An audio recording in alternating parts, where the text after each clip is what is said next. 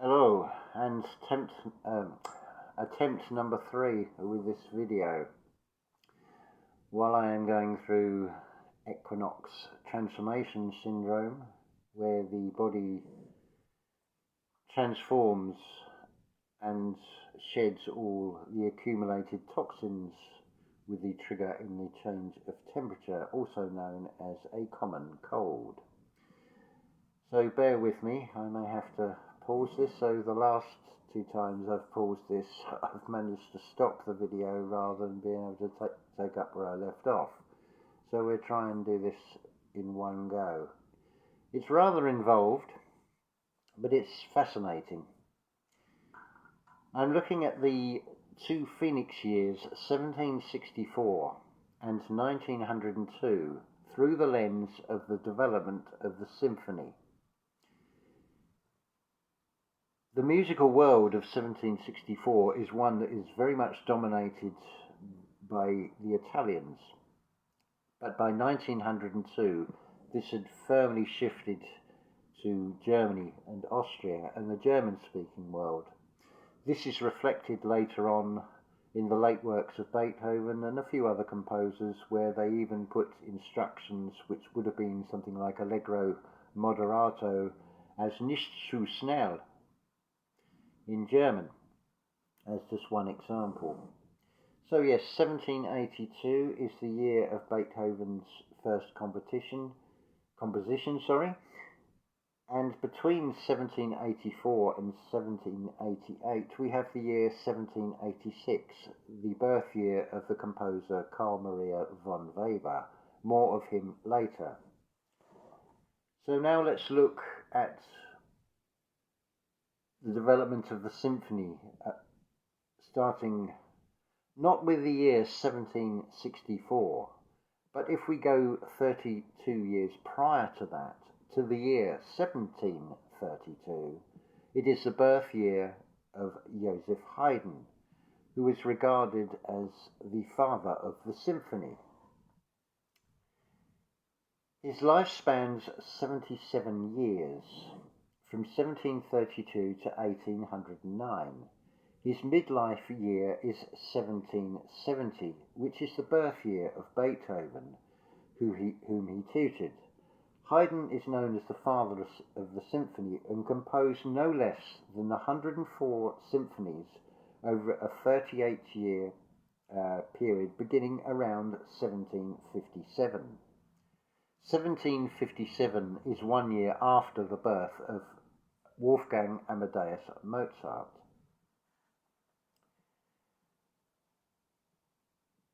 (1772) is very interesting. Haydn was something of a diplomat, and the Esterhazy family for whom he worked decided to have an extended holiday, and the musicians all petitioned Haydn to go and talk to Prince Esterhazy to say, we want to go home to our families, we're fed up. Haydn, being the diplomat, wrote, and what it was premiered in this year, what is known as the Farewell Symphony, where in turn members of the orchestra will snuff out the candle and sit down as a very big hint that they wish to go home. Interestingly, 1772 is the year that Beethoven was convinced was his birth year, his father taking the lead from Mozart's father in trying to promote his son as being 6 years old like Mozart, so he deliberately lied to Beethoven about the year of his birth as 1772 instead of 1770. This gets very involved, but I'm hopefully saying this slow enough you may wish to take notes and go back over this.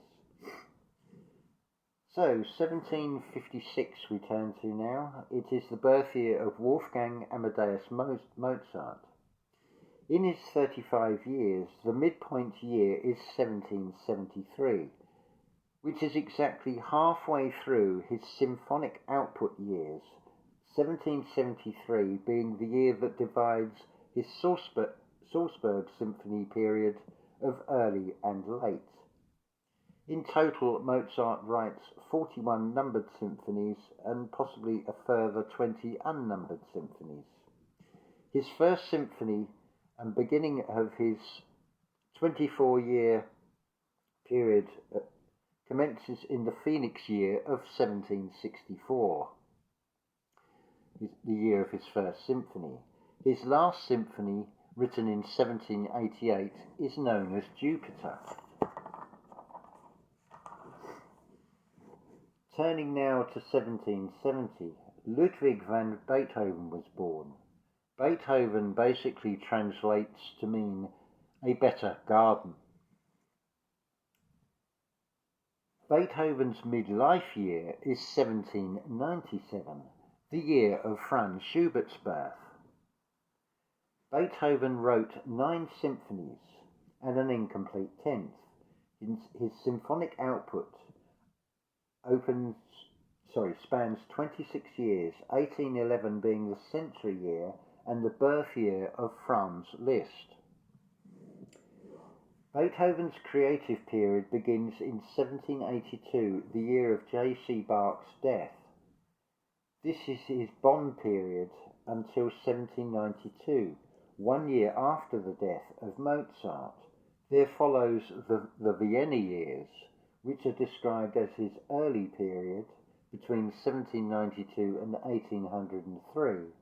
The middle period, the heroic period, between 1803 and 1814, where Beethoven wrote his symphonies 3 through to number 8.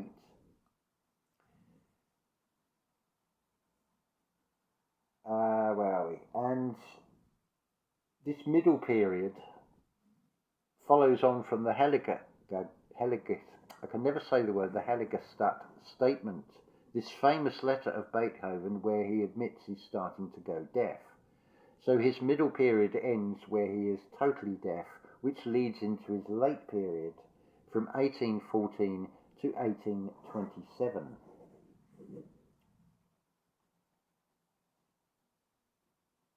Where have we got to here? So, 1786 is the birth year of Carl Maria von Weber, a German composer, contemporary of Beethoven, who did much to promote singing in German rather than in Italian.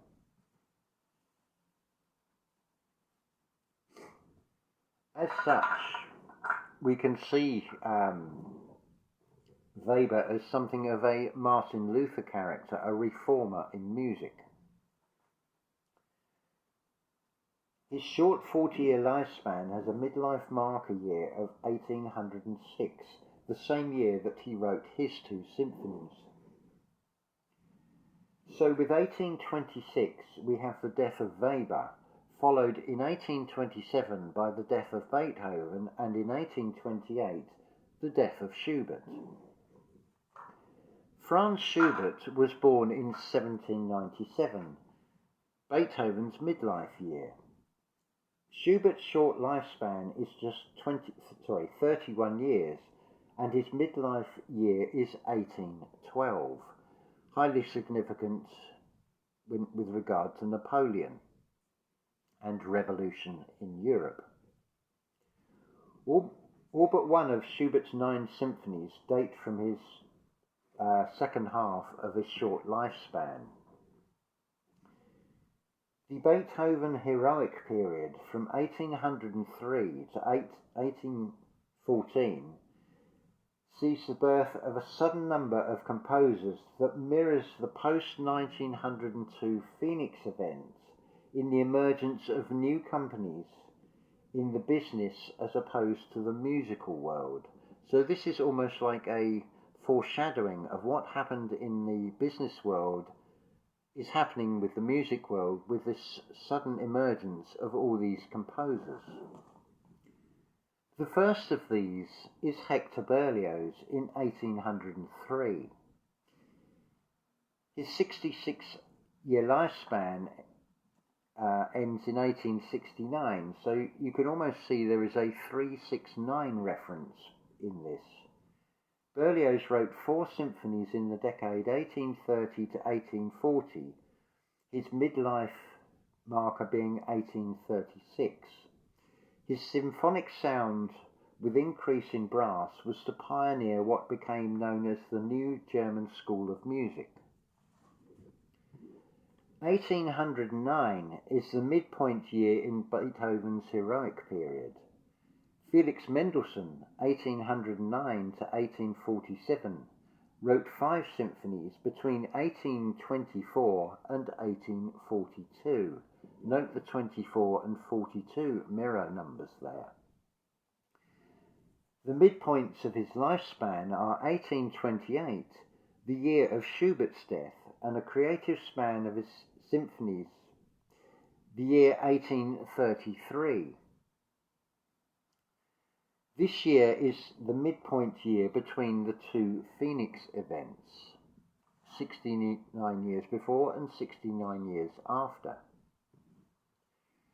Next comes Robert Schumann, born in 1810, who wrote 4 symphonies in the second half of his lifespan of 46 years, his death in 1856. This also means 1833 is his midlife year marker. Also born in 1810 is Frédéric Chopin. Although not a composer of symphonies, his death year of 1849 is as his midlife marker years 1829 to 1830 very revealing. This is 1 year after the death of Schubert and marks the commencement of the 13 symphonic poems of his near contemporary Franz Liszt. The year 1849 is significant later on. I'll come to that. So we turn our attention now to Franz Liszt, 1811 to 1886, who developed a similar sound to Berlioz in his symphonic tone poems, effectively through composed symphonies without a break, as opposed to the separate 4 movements of the traditional symphony. It was Liszt who was to found the new German music school at Weimar, birthplace of Goethe, in 1849. Liszt's midlife marker is the year 1848. In music, he is regarded as something of a revolutionary along with Berlioz, as is the year 1848 in Europe in general. This midlife marker he also shares with his son-in-law Richard Wagner, 1813 to 1883. The year 1848 is highly significant because it is that midlife marker of the lifespans of both Liszt and Wagner, who are revolutionaries in music.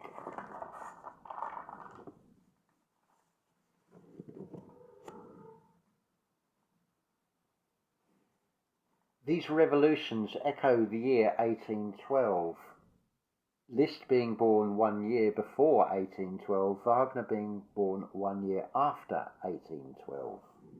So you have another marker with the year 1812. Wagner composed 1 and drafted 3 symphonies between the years 1832 and 1847. 1833, the mid-year between the Phoenix events, marks also the year of the birth of Brahms and the first of 3 early operas by Wagner in a style influenced by both Weber and Berlioz. By 1840, the year of Tchaikovsky's birth, Wagner had developed his own sound and began to develop a revolution in art. His next 3 works in the operatic genre are symphonic and composed between 1840 and 1848. That year again, 1848. There are 3 operas that in these years: The Flying Dutchman, Tannhäuser, and Lohengrin. These have themes that are reflected in a later trilogy in Wagner's life, his music dramas Tristan and Isolde, The Meistersingers of Nuremberg, and Parsifal. Both sets of 3 operas and music dramas have themes of a ship scene, a basis in history, and a song contest of minstrel knights and the Grail theme. In addition, the Norse Bible, the Eddas, was preserved into the 4-evening music drama that make up the 4-evening Ring of the Nibelungs, written between 1848 and 1874. The Ring cycle was first performed in Wagner's own creation, his music theatre in Bayreuth in Bavaria, in 1876, 100 years after the formation of the United States. His music dramas have been performed at Bayreuth in every year since, and still continue to this day. I believe that Bayreuth is still in the hands of the Wagner family, but I would have to look into that further. Wagner developed the total artwork, a recall of the age of the Greek arts, where all arts are brought together.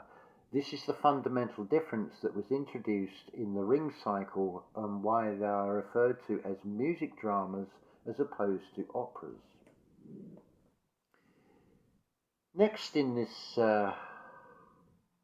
survey is the composer Anton Bruckner, born in 1824.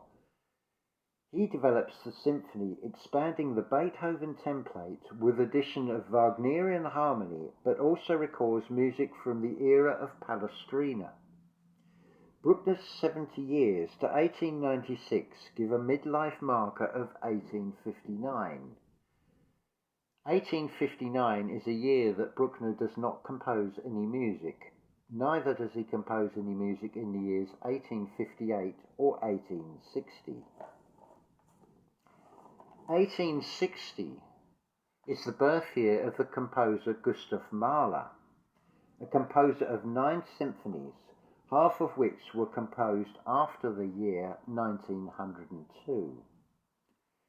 Bruckner writes 11 symphonies between 1863 and 1896, a period of 33 years. His 4th is his most well known, and was to bring Bruckner recognition in his twilight years. It is something of a pioneering work, which can also be said of Beethoven's Eroica Symphony, his Symphony No. 3, and the Emperor Piano Concerto, as well as the opening chords of Wagner's Ring cycle. All these works share the key of E-flat major. We now come to the midpoint year of 1833 between the 2 Phoenix events. This is the year of birth of the composer Johannes Brahms, who writes 4 symphonies between 1854 and 1885. His midlife year marker is the year 1863, the year that Bruckner commences writing his 11 symphonies.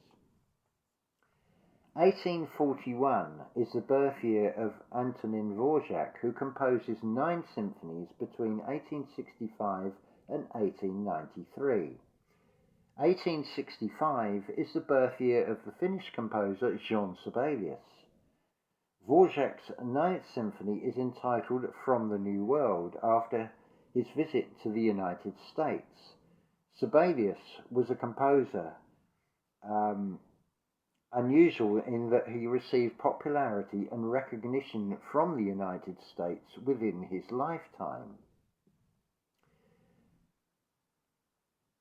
1847 sees the death of Mendelssohn. 1848 is the year of revolution. 1849 is the death of Chopin. 1893, the last year of Dvorak's symphonic compositions, is also the year of death of Tchaikovsky. We also have this mythology about only being able to write 9 symphonies. comes from the fact that Beethoven has 9 numbered symphonies, as does Bruckner, as does Mahler, and as does Dvorak. But it is a myth because they did write others. Beethoven started to write a 10th symphony, as did Mahler. Weber can be seen as something of a reformer, as I mentioned earlier. Mendelssohn, who is to rediscover the music of J.S. Bach, where this all started with the 3 Bach sons, writes a symphony, his Symphony No. 5, called the Reformation. It contains a theme called the Dresden Amen. This is later used by Wagner in his final music drama called Parsifal.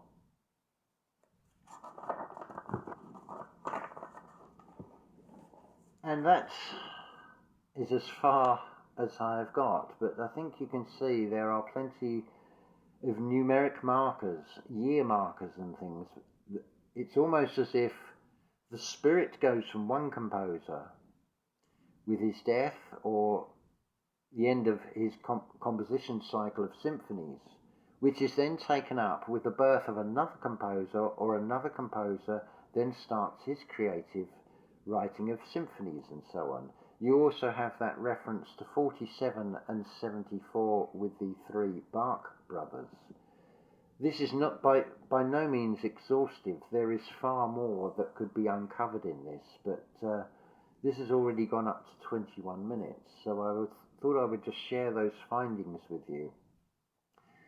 And I find it fascinating the way the symphony was developed in such a way, and how this sudden springing up of new composers in those first years of the 1800s is mirrored in the after 1902 with the springing up of all these new companies after the Phoenix event. So some interesting patterns there, and maybe one or two of you may even want to put this onto some sort of graph or take this further. I'm pretty sure if we looked at other forms of art, or maybe even took the perspective of the concerto, maybe the piano concerto or the violin concerto, and we would see similar patterns with years and dates and things. But I thought I would just share the findings that I have so far. Make of it what you will. So, love to you all, and maybe that has blown your mind. Maybe you'll need to listen to it again, because I know it is very involved, and I have tried to say this slowly. But I know it's also, and I appreciate it is an awful lot to take in, but it just highlights this blueprint pattern and series of strange events. I could have brought in a lot more to this outside of the symphonic aspects. I mean, you've got 1812, the Leipzig and Dresden uprisings of 1848 to 1849. Tchaikovsky's 1812 overture has the publication number Opus 49. Coincidence, or is there more to this? You decide how much you see or not see in any of this.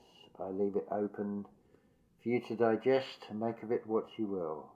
So I will say love to you all, ta-ta for now, and to quote Jason on Archaic's channel, break free or die trying.